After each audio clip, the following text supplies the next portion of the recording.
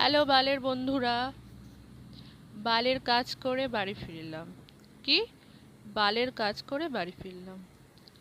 তো এখন হচ্ছে আমি নিজের সঙ্গে কথা বলি, এই টাইমটা আমার নিজের সঙ্গে কথা বলা। কখনো কখনো অনেক রাত হয়ে যায়, যখন কেউ থাকে না কিছুক্ষণের জন্য ঘরে, তখন আমি নিজের সঙ্গে পরামর্শ নিই। তো সারাক্ষণ বালের কাজ করেছি, এই রাত যেটুকুনি আছে কোথায় কেরিয়ার ভাববো তা নয়, বালের ফেসবুক, বালের ইউটিউব ঘুরে ঘুরে বেড়াচ্ছি। ঘুরে ঘুরে বেরিয়ে কি হচ্ছে, চিন্তাটা আরও বিরাজ করছে যে ফিউচার নিয়ে কি হবে। তো যাই হোক, কিছু তো একটা করি, এই যে আমার চিন্তা ভাবনাটা তোমাদের মধ্যেও ডুবিয়ে দিই। ফিউচার নিয়ে ভাবো, নাহলে কিন্তু খুব সমস্যা হবে।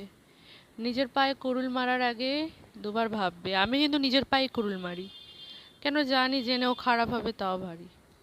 এই হচ্ছে আর কি। কি বলুন তো, আমি না আমার পুরো ফিউচারটাই গডের হাতে দিয়ে দিয়েছি, ঈশ্বরের হাতে। ঠিক আছে, আমার হচ্ছে বালের জীবন। তো বালের জীবনটা আমি ঈশ্বরের হাতে তুলে দিয়েছি। তো ঠিক হবে বলে মনে হয় না। ঠিক হলে তো ঈশ্বরকে আমি আমার মনের জায়গা দিয়ে দেবো। এখন অবধি ঈশ্বরকে আমি মনে জায়গা দিইনি, কারণ ঈশ্বর আমার বালের জীবন লিখে দিয়েছে। তো এই বালটা আর ভালো লাগছে না। বালের জীবন, বালের সব কিছু, আর বাল বাল বাল, আর এর থেকে আর কিচ্ছু ভালো লাগছে না। তো ফিউচার তো পুরো ডুবে যাচ্ছে, সবই ডুবে গেছে, শুধু আমি বেঁচে রয়েছি। তো আমি মরা অবধি মনে হয় ঠিক হবে না। তো আজকে এই অবধি রাখলাম, উল্টো পাল্টা কথা বললাম।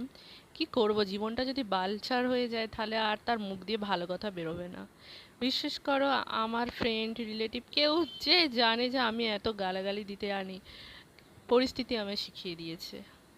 এক সময় যারা গালাগালি দিত তাদের থেকে আমি দূরে দূরে থাকতাম, এখন এমন পরিস্থিতি হয়েছে, ওই জীবনটাই ভুল করেছি। অতি ভদ্র হতে যেও না, ভদ্রতা হতে গেলে সেরকম নিয়ে জন্মাতে হবে। ঠিক আছে, আজকের মতো বাই, টাটা।